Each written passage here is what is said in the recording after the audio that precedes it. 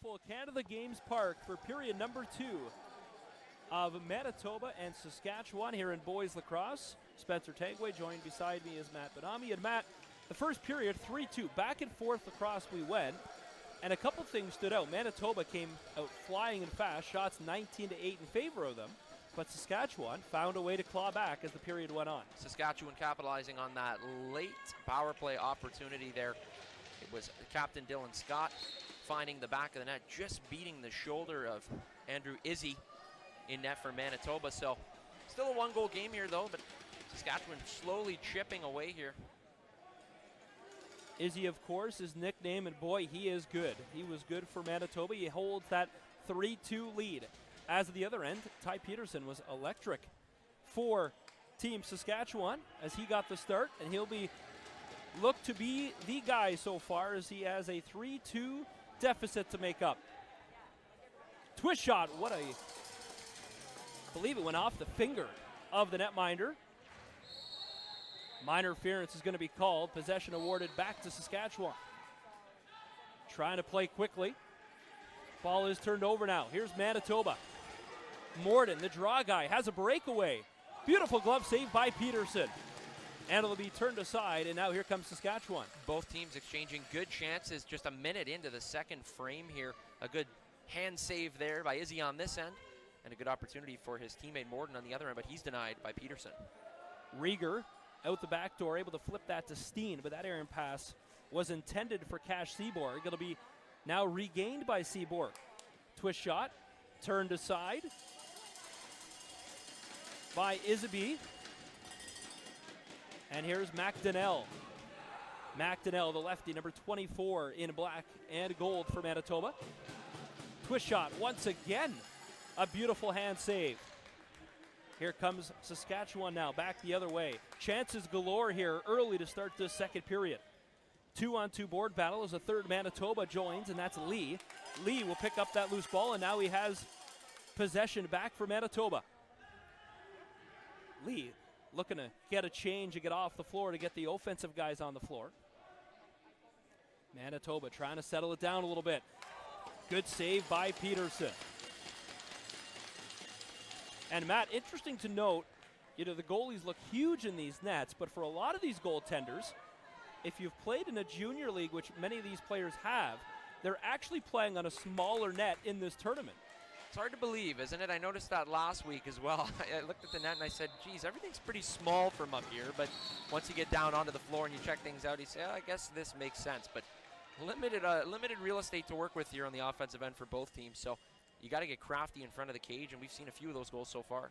Lacrosse, it's kind of known for scoring, and they don't make it easier for goalies. The size of these nets are 4 feet by 4 feet, the 4x4. Junior lacrosse, 4x4 by 6, add 2 more inches on either side. And in pro, 4x4 by 9. So that's the only sport, as you get better, the nets get bigger. Try to figure that one out.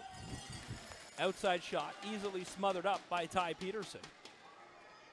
And now it'll be a fast break, trying to get a little bit of momentum shifting their way is Saskatchewan, as Rieger settles things down. He'll go off for a chain to get the offensive unit back on the floor. Saskatchewan to the far side. Lends that underhand shot's going to go high and wide. Flip pass to Morden. Morden and McDonnell have a 2-on-1. Morden turns off McDonnell. Shot from the near side gets turned aside by Peterson. Saskatchewan now trying to settle things down. We've played 3.5 minutes here into this second frame as Williams dishes off to the near side for number 72 of Cole Pottle. Pottle takes it behind the cage. Up top for the man who brought in the 3-2 game of Scott. Scott had the second goal. Scott now, twist shot. He rings it off the iron. Delayed penalty coming against Manitoba, which will send Saskatchewan back to the power play. Peterson's on his horse. He's to the bench. And it'll be 6-on-5. Back to Scott up top.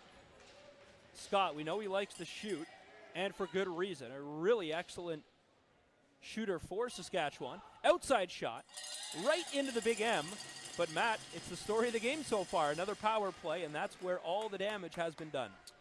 Saskatchewan going to head back to the power play, as you mentioned. It seems like Manitoba, like they wanted to play really aggressive, and they are playing aggressive, but Saskatchewan's almost playing calm and a little more strategic, letting Manitoba, sure, they've had the breakaway chances that they've had, but Saskatchewan's done a good job of limiting the damage here, and quietly they have a chance to tie this game, even though it seems like the possession's been in favor of Manitoba. Well, you look at the shots on goal, 25-13 right now in favor of Manitoba. They are playing the more kind of run-and-gun style, as Saskatchewan has more settled offense time on the offensive side, just unable to find some good scoring chances. Steen tried to thread the needle to the crease. That'll be picked off by Manitoba. Here's Peterson. Peterson just trying to kill time now, as it is a 1-on-5 situation as Parker De La Ronde comes off the bench. This would be a good test of how aggressive Manitoba really wants to be. Down a man, do they try on offense for an opportunity, or do they just sit back and relax? It looks like they're going to put their feet up here, go lawn chair style, and try to burn the 30. De La Ronde, one of the natural shooters, as you see there. He likes to shoot the ball. Over and back, also a shot clock violation, so the ball will be turned over to Saskatchewan. And they'll make a few changes to the power play, send the second unit out as Steen and Scott go to the bench. Scott, he has been electric so far, the captain for Saskatchewan. He made it a 3-2 game. He finds himself in the dirty spots quite often, and that's where a lot of the goals will happen this week. Got to find those trouble areas to get those loose balls. Manitoba's netminder, Isaby. Outlet pass to Lee. 30 seconds left on the minor penalty. Lee going to run it behind the cage, try to run off as much time as that shot clock as they can. 15 left to kill. All over him is Rieger. Now to De La Ronde. On the doorstep, tried to dunk that one over the shoulder of Peterson, but he goes high and wide. And with that, they kill off another power play, and they're unable to do any damage. De La Ronde with a good chance there. He was able to stick around Horn and Weston, use that big size to get a good opportunity there. Short-handed, but came up short. Huge battle here on the far side. 3 Manitoba players, 2 Saskatchewan. Little nifty move. Swimming away and trying to break some ankles, as Wyatt Hofer able to control that loose ball. He'll dish off and go for a change. A well-earned break for Hofer. Kind of pulling out some hockey skills, breaking some ankles. A lot of these players, they do list professional hockey players as their role models, so that's always funny to see. But hockey and lacrosse, like we said, all the famous hockey players and lacrosse players grow up playing both sports, it seems, so they kind of literally go hand in hand when it comes to that hand-eye coordination and skill. Here's Kennedy. Too many men called, and this time, because it's an offensive too many men, it's just a change of possession. You can only take a too many men call on defense. So another too many men called by the officials. And now with 20 on the shot clock, they find themselves at a great chance to score. Huge stop from the netminder of Izzy for Manitoba. Goaltender battle here. Shots 26-15 in favor of Manitoba. 3-2 our score. They'll start with the lefties on the far side. Seaborg tried to set a seal. Now to the righties. Big save. Ball will be controlled by Seaborg. Here's Cash Seaborg. They send it over to the far side. McDonald. No, crease is called. McDonald thought he had scored, but crease is called. And they were that close to making it 3-3. McDonald, a very cool opportunity there. Of course, a member of the provincial box team from 2018 to 22. And his role model is Lyle Thompson, who of course is the Iroquois Pro player. Pretty good NLL legend, you could say. 2017, won the finals MVP and won league MVP. Lyle Thompson, a huge name in lacrosse, as the Thompson brothers have done so much good for this sport.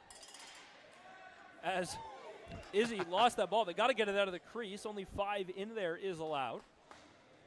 as we are about to cross the halfway point here in the second frame. 3-2 Manitoba your score. 10 and a little bit of change left to tick off the clock here in the second.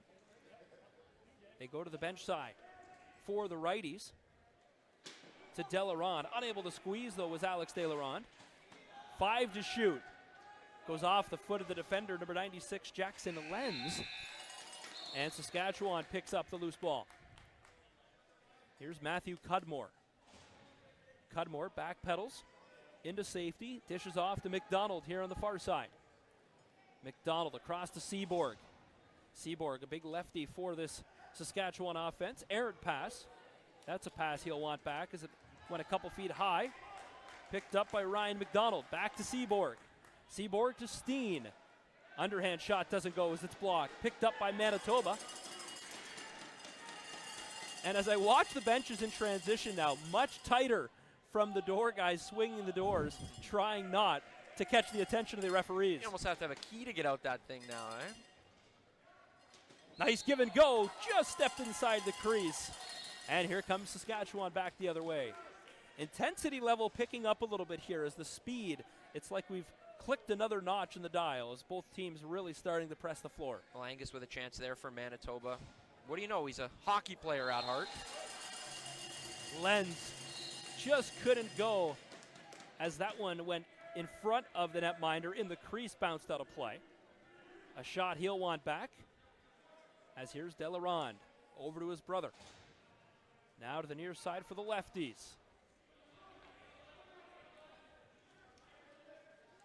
Delaron, two-man game. That underhand shot goes wide. 5 to shoot.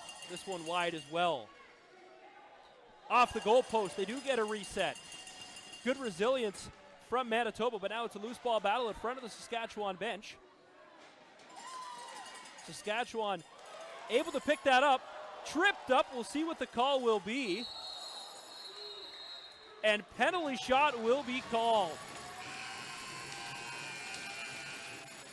We'll see if they go to the media timeout first, or will they do the penalty shot? But Matt, how exciting can you get a penalty shot in the game of lacrosse? Oh, that's as exciting as it gets. Parker Lee, of course, just gets nipped with that tripping call there, and Milan Lucic happens to be his role model, so doesn't that check out well, Spencer? Braden Rieger will go up against Andrew Isby for Manitoba. As we're only one game into the tournament, and we've already seen our first penalty shot. And it'll be taken for the righty of Saskatchewan, number 20, Braden Rieger. So it's the skills competition, as I like to call it, as Rieger now goes one-on-one against Izzy. Dip and dunk, and he scores. What a nifty move to even this game up. 3-3, and he's got the boys from Saskatchewan fired up. Yeah, I mean, we talk about how little space you have in the net, but saving a penalty shot, and this might be the hardest thing to do. Is he there just unable to get a piece of this one as we'll wait for the replay there. There it is. And, I mean, it's even more impressive when you see players go from their strong side over to their weak side. Rieger going there to the left and then shooting it with his dominant hand on top of the stick. It's almost an awkward hand positioning, but somehow Rieger tucks that one in, and we got ourselves a new ball game here, Spencer. Well, Dylan Scott will have his work cut out for him for Saskatchewan as Manitoba tries to figure out how they can regain the lead. They've played each other so many times in training camp, and they said when Manitoba and Saskatchewan came together for pre-tournament play, it was always a good battle because both teams could test each other. Manitoba won all the pre-tournament games, and speaking with the head coach for Saskatchewan before the game, his message was simple: play the game that we like to play and play fast. You know, there's no special anything that you have to do. You just have to be able to come out, play quick, forget what had happened in the past, put those games behind you. And both coaches agreed, Matt, it's great to see a familiar face for game number one. Yeah, when you come to these kind of tournaments, and whether it's in Ontario, whether it's in BC, whether it's in the middle of the country, anywhere, it's always entertaining because you never know what you're going to get. Teams don't know each other. It could be a West Coast versus an East Coast. It could be up north versus the most southern part of the country. And in this case, it's awesome because many of the fans in the stands know exactly what they're going to get. We knew what we were going to get. And I think we've got exactly what we'd hoped for so far. 3-3 our score here on game number 1 of the opening day of boys lacrosse here at the Niagara 2022 Canada Summer Games. Glad you could join us on the broadcast. And I'm sure if you're switching between other sports, Niagara College doing a fantastic job bringing you the pretty pictures for all the games. As I was walking in, watching a race, the 100-meter dash was going on just outside of us. It's exciting. Me? I was driving my car down by the track, and I think the runners are going faster than I was driving. I was out of breath watching it. Inside, though, lacrosse is the main event. Manitoba and Saskatchewan here to kick things off. Other games happening today on Pad 1. It'll be a premier event, BC and Ontario. Those two teams have battled each other in gold medal games so many times. And to end the day, New Brunswick will take on Manitoba right here on Pad 1 as well. Quebec on the other floor right now is taking on PEI, so that's a game on Pad 2. Loose ball picked up by the captain, Scott. He's got his wheels on. Scott tried to go back to the far side. Rebound couldn't be controlled by Weston. But a good scoring chance for Saskatchewan trying to take their first lead of the game. Weston looking for a highlight reel play. He's also looking to gain some experience, and he wants film from this tournament so he can build his portfolio to be recruited in the U.S. Well, big thing for a lot of these players, the National Lacrosse League is growing and growing and growing as they are adding their 16th franchise next season with Las Vegas. And that's an exciting time with big name owners.